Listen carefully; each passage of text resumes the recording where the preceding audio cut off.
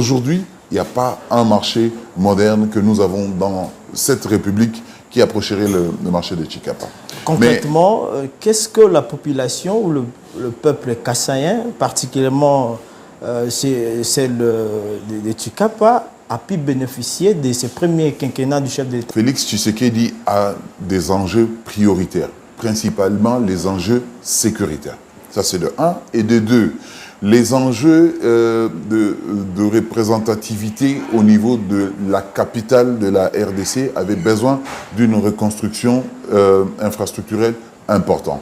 Et donc, pour nous, souvenez-vous qu'il n'y a qu'un seul candidat, un candidat qui nous a donné la possibilité... Pour la présidentielle? Oui, pour la présidentielle. Ah.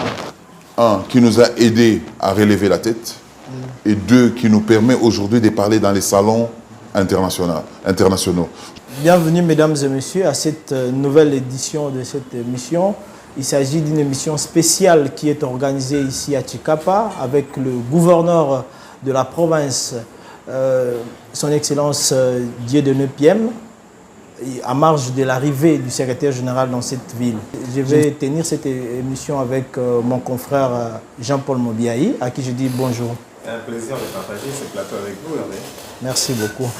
Bonjour, monsieur le gouverneur. Bonjour et bienvenue au Kasaï. Merci beaucoup. Alors, quelle est la santé de votre province, monsieur le gouverneur? La province se porte bien, et même bien, mieux qu'avant. Politiquement, nous sommes stables. Et comme tout le monde l'a constaté, c'est la province où il y a le moins de chamailleries possible, même si on n'est pas d'accord, mais on se contient, on s'est protégé. Économiquement, nos indicateurs sont au vert. Évidemment, il faut transformer ces indicateurs en potentiel ou sinon en ressources vivables et profitables à la population. Et socialement, nous disons que nous ne sommes pas la pire des provinces en ce moment. Voilà. Okay. Monsieur le gouverneur Dieudonné Piem, c'est vraiment un plaisir de vous questionner, de poser des questions aujourd'hui dans votre province du Kasaï. L'actualité aujourd'hui, c'est l'arrivée du secrétaire général de l'UDPS, mais ici il arrive comme coordonnateur de la campagne électorale de Félix Tshisekedi, le candidat numéro 1 à la présidentielle, dans l'espace Grand Kasaï. Bravo, il a baigné dans une foule et une marée humaine. Vous étiez préparé? Bon, déjà que nous étions surpris de l'annonce de son arrivée, mais vous savez que la population kassaïenne est très très mobilisée et même debout pour la cause de Fachi, 20. Et donc, elle est prête, à chaque fois qu'on requiert sa présence, elle répond présent.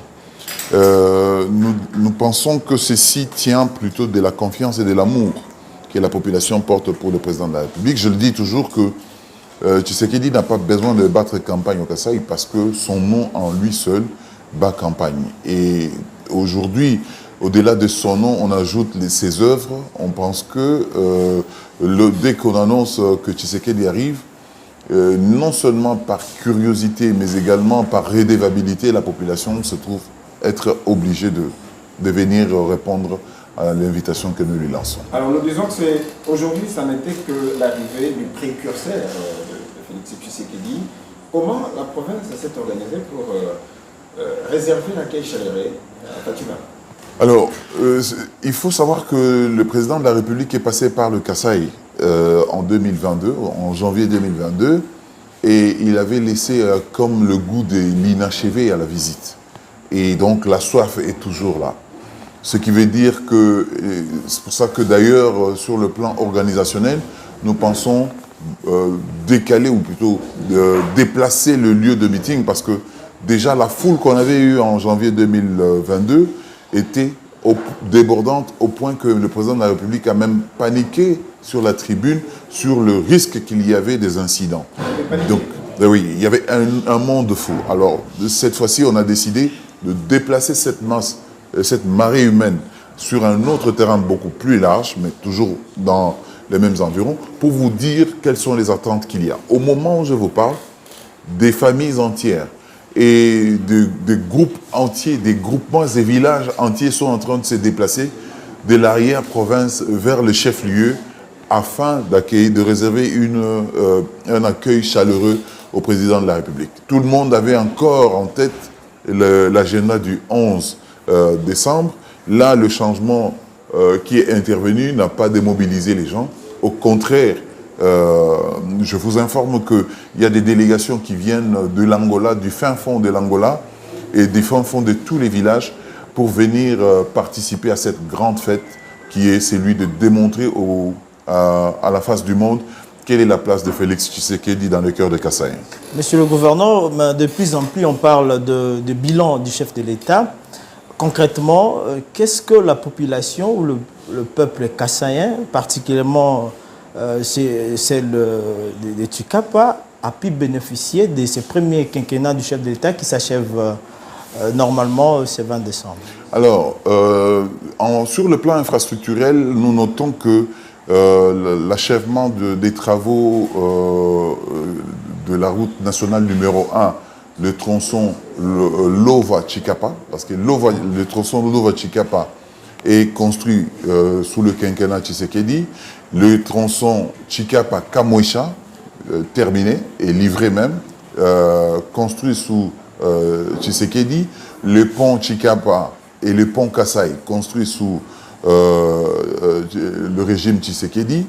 Et à côté de ça, si vous ajoutez le marché de la réconciliation que nous avons construit, qui constitue pour nous même une référence, et j'aurais bien voulu vous accorder le temps d'aller visiter ce marché, vous comprendrez. En termes de beauté, c'est le meilleur marché que nous avons. Au-delà du fait que Kinshasa est en train de construire pour nous dépasser, mais aujourd'hui, il n'y a pas un marché moderne que nous avons dans cette République qui approcherait le marché de Tshikapa. Mais sur le plan local, avec l'action du gouvernement local aussi, on peut bomber la torse en disant que à notre arrivée, nous n'avions pas de résidence officielle du gouverneur de province et le lieu où vous êtes représente les travaux réalisés pour acquérir cette résidence. Nous avons commencé la construction du bâtiment de l'Assemblée provinciale au profit des députés, qui est en cours en ce moment. On note également l'acquisition des engins de génie civil au profit des routes des dessertes agricoles, dans un projet qu'on a appelé le Corridor Nord. Aujourd'hui, pendant longtemps, nous nous sommes plaints de n'avoir pas les moyens de retirer ces engins. Et aujourd'hui, la province a retiré ces engins. Donc, nous laissons à notre successeur la possibilité, aujourd'hui, de construire les routes des dessertes agricoles, surtout parce que vous savez que Mouéka est le grenier du Grand Kasaï, le territoire de Mouéka qui se trouve dans la province du Kasaï, est le grenier du Grand Kasaï. Et donc aujourd'hui, si nous ouvrons les routes des dessertes agricoles avec les engins que nous avons acquis sur fonds propres de la province, je crois que nous allons faire reculer la faim et la malnutrition qu'on nous reproche dans la province. Monsieur le gouverneur, est-ce que c'est suffisant, Hervé? Est-ce que c'est suffisant pour dire que le bilan du chef de l'État, Félix Tshisekedi, est largement positif ici au Kasaï? Autrement, que répondez-vous à ceux qui disent que Félix Tshisekedi n'a pas assez fait pour ses frères? Non, attention. Félix Tshisekedi a des enjeux prioritaires, principalement les enjeux sécuritaires. Ça, c'est de 1. Et de 2, les enjeux de représentativité au niveau de la capitale de la RDC avaient besoin d'une reconstruction infrastructurelle importante. Et donc, pour nous, au Kasaï, nous considérons que ce qu'on a fait à Kinshasa et ce qu'on a fait à l'est du pays nous concerne. Nous avons accepté de nous sacrifier pour privilégier les autres. Et d'ailleurs, si Tshisekedi avait commencé chez lui, nous, Kassaïens, nous avons accepté d'accepter le sacrifice pour permettre aux autres d'abord d'être servis, quitte à ce qu'on nous serve, nous, après. Parce que si Tshisekedi avait commencé avant, au Kasaï, on l'aurait taxé des tribalistes. Encore qu'il n'a pas fait comme on l'aurait souhaité, on le taxe déjà des tribalistes. Imaginez-vous qu'il investisse autant de millions au Kasaï on l'aurait taxé de tribaliste. Et donc pour nous, nous ne nous plaignons pas.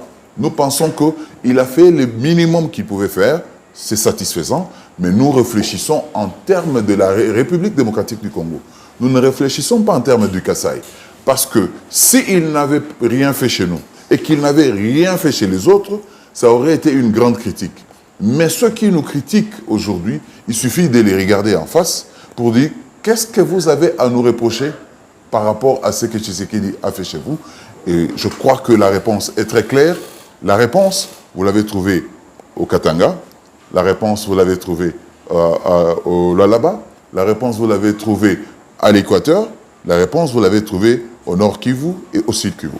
Avant d'aborder la seconde étape de cette émission, qui consiste à parler de votre avenir politique, parce que tout le mandat électif expire le 20 décembre.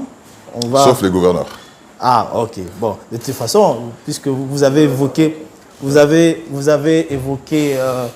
Mweka, c'est là où va se jouer aussi votre avenir politique. Mais avant d'aborder ça, monsieur le gouverneur, ici, au Kasaï à Tshikapa, précisément, nous avons vu des opposants défiler ici, faire des plans, ce qui n'a pas été le cas dans les années antérieures. Quel est le pronostic que vous donnez au chef de l'État par rapport aux élections qui arrivent?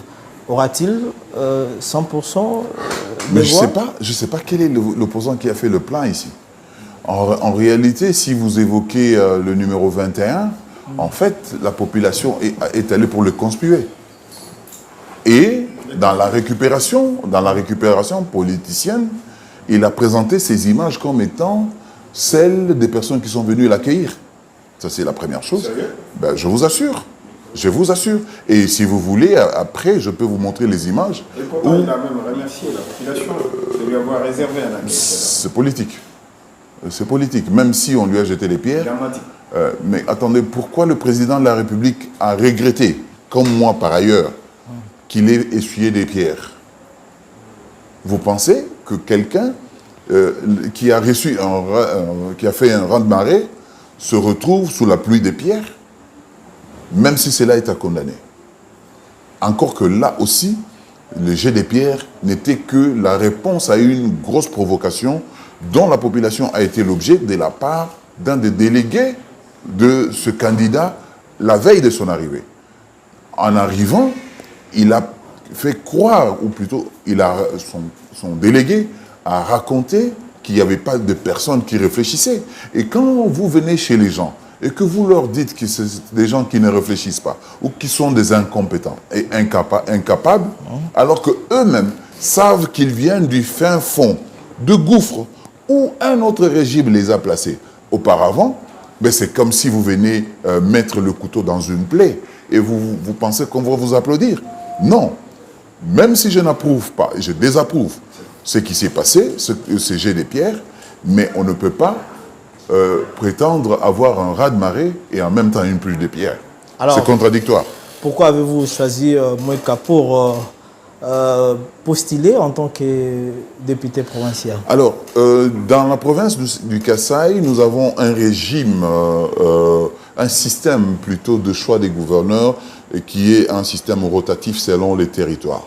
Pour nous, nous pensons que pour que nous donnions la chance à tous les territoires de gérer un jour la province, nous accordons à chaque territoire un mandat et comme il y en a 5, nous faisons une rotation de 5 territoires. Et ce mandat était celui du territoire de Mweka, dont je suis originaire. Donc, ayant exercé mes fonctions de gouverneur en ma qualité de fils de Mweka, j'ai un devoir donc de redevabilité, de continuer mon action que je n'ai par ailleurs pas terminée, que j'aimerais bien terminer avec mon successeur à travers une action que je pourrais mener au niveau du Parlement. C'est pour ça que j'ai choisi d'abord le législatif provincial afin d'appuyer mon successeur à terminer les actions que moi je commençais en tant que gouverneur. Deuxièmement, j'ai estimé que Mweka, dans sa représentativité, avait besoin de mon intelligence et de mon savoir, étant donné que, par le passé, mon parti, UDPS, n'avait jamais encore présenté un député, n'avait jamais recueilli un député provincial. Et donc, il me fallait apporter du tonus à l'équipe Mweka de l'UDPS afin de dégager un siège efficace. Pourquoi pas 2, selon que la confiance nous sera accordée auprès de la population. Mweka a combien de sièges? Nous avons 5 sièges provinciaux et nous espérons à l'UDPS en arracher 4 pour ne pas être trop... Pourquoi est-ce qu'on voterait pour Dieudonné Piémé à Mweka? Pardon? Pour avoir fait quoi? Alors, on voterait pour Dieudonné Piémé parce que, c'est un homme d'une honnêteté et d'une sincérité sans précédent. 2, parce que les compétences et les capacités qu'il a à accompagner et à défendre plusieurs dossiers parlementaires permettront au gouvernement provincial d'être accompagné efficacement.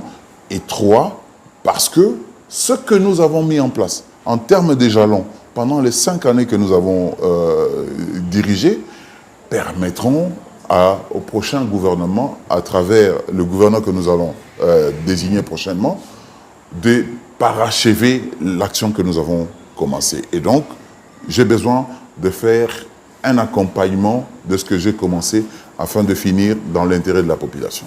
Avant peut-être de clôturer complètement cette émission, Monsieur le Gouverneur, nous vous remercions d'abord beaucoup de nous avoir accordé cet entretien avec mon confrère Jean-Paul Mobiaï. Qu'est-ce que vous pouvez dire à ceux qui vous suivront, particulièrement vos probables électeurs de Mweka, concernant votre élection? Concernant mon élection, je vais dire que la population a intérêt, comme pour paraphraser le président de la République, à consolider ce qu'on a commencé, aussi minime que c'était, en espérant que l'amélioration des recettes provinciales permettront d'accélérer le développement des actions plus solides. Aussi, à toute la population qui va voter pour moi, se souviennent qu'il y aura au moins une fois, un député qui ne vient pas pour chercher de l'argent à l'Assemblée provinciale, mais plutôt pour accompagner la province dans les difficultés qu'elle a. Troisièmement, mieux que moi aujourd'hui, personne ne connaît les difficultés de cette province. Car, du nord au sud, de l'est à l'ouest, dans tous les territoires où je suis passé, j'ai découvert les réalités et les vérités qui ont besoin d'une certaine expérience afin de remonter, notamment ces expériences, de les partager avec le gouvernement central. Donc, je suis vraiment la personne idéale pour parvenir à trouver des solutions à l'avenir pour la population de Kassai. Oui, Jean-Paul, allez-y. Cette toute petite question. Monsieur Dieudonné Piémé est membre de l'UDPS. Qu'est-ce qu'il retient aujourd'hui du leadership d'Augustin Kabouya à la tête de ce parti? Avec Augustin Kabouya, j'ai découvert que gérer était assurer une combinaison des forces parfois contradictoires, mais dans l'intérêt d'un avancement positif. Deuxièmement, j'ai découvert que il ne suffisait pas d'être trop bavard pour être un bon politicien. Troisièmement, j'ai découvert que le pragmatisme politique était possible dans la politique de la RDC. Et quatrièmement, on était capable de passer de l'opposant au pouvoir sans se perdre dans les choses inutiles. Et donc, je pense que le leadership d'Augustin Kabouya... Rien à reprocher. Pardon? Rien à reprocher.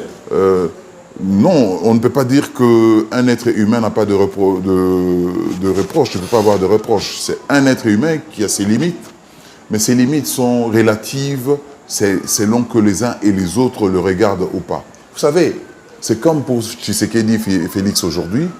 Si tu n'as pas envie de voir, tu ne verras rien. Parce que quand vous regardez dans la plupart des blogs des opposants, ce qu'ils disent, ils disent quoi? Félix n'a rien fait. Mais pourquoi? Parce qu'ils ne veulent pas regarder ce qu'il a fait. Et donc, c'est normal que même Augustin Kabouya ait également ce type de réaction pour ceux, probablement, qui auraient voulu que l'UDP soit orienté différemment. Mais il faut savoir que nous sommes dans une forêt de formation politique où nous devons nous adapter selon que nous avons besoin de progresser doucement ou rapidement. Et donc, il y a des espaces où il faut aller plus vite, il y a des espaces où il faut aller tout doucement. Et donc, chacun a son appréciation. Et pour moi, je pense que mon About est à sa place.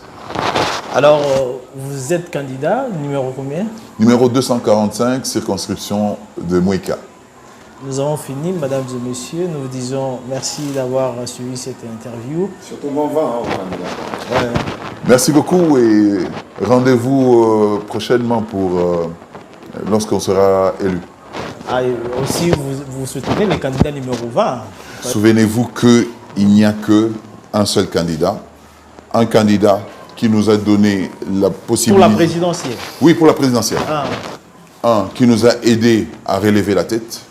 Et deux, qui nous permet aujourd'hui de parler dans les salons internationaux. Je vous assure, Hervé, j'ai circulé aux États-Unis, en Belgique, en France, un peu partout. Enfin, on a commencé à parler de la RDC comme un espace géographique qui est bien occupé par des individus responsables. Et on commence à nous regarder avec un peu de respect. Et quand on regarde nos passeports, aujourd'hui, on commence à nous respecter. Tout ça, c'est parce que nous avons eu un leadership politique important. Et pour moi, c'est le numéro 20. C'est au numéro 20 qu'il faut donner cette chance, non pas de recommencer à zéro, mais de continuer là où il s'est arrêté lors de son premier mandat. Cher Hervé, l'excellence a intérêt à regarder face à la caméra. Si. Et sinon, surtout qu'il faut parler aussi des candidats de l'étranger. On entend parler. On entend parler, c'est qui ces candidats de l'étranger? Vous êtes en face de la caméra, si oui. Vous pouvez vous adresser. En fait, le candidat de l'étranger, c'est celui qui, quand il arrive dans un espace, on lui demande de citer l'agresseur de la RDC, il est incapable de le citer. On lui demande de citer qui tue et viole les femmes à l'est de la RDC, il échappe à la question. C'est lui, quand on lui demande de nous montrer sa femme, a peur de nous montrer sa femme parce que sa femme a des accointances tribales et originaires avec ceux qui nous agressent. En réalité, ceux qui nous agressent, tout le monde le connaît, ce sont les Rwandais. Désolé, les Rwandais, pas le peuple, mais les autorités rwandaises. Nous n'avons rien contre la population rwandaise. Par contre, nous nous offusquons contre la politique imprimée par les autorités rwandaises. Et donc, ce candidat, vous le reconnaîtrez, car il nous a dit que son père était juif, sa mère était venue de la Zambie, encore qu'elle était zambienne, suivez mon regard, et lui-même a des affaires en Zambie, et dernièrement, un opposant zambien a demandé aux autorités congolaises, ou plutôt aux autorités zambiennes, de poursuivre celui qui a accordé le passeport zambien à ce candidat. Et donc, vous le connaissez, je n'ai pas besoin de le citer. Jean-Paul, je peux conclure cette émission? Si. Ça va, cette émission est finie.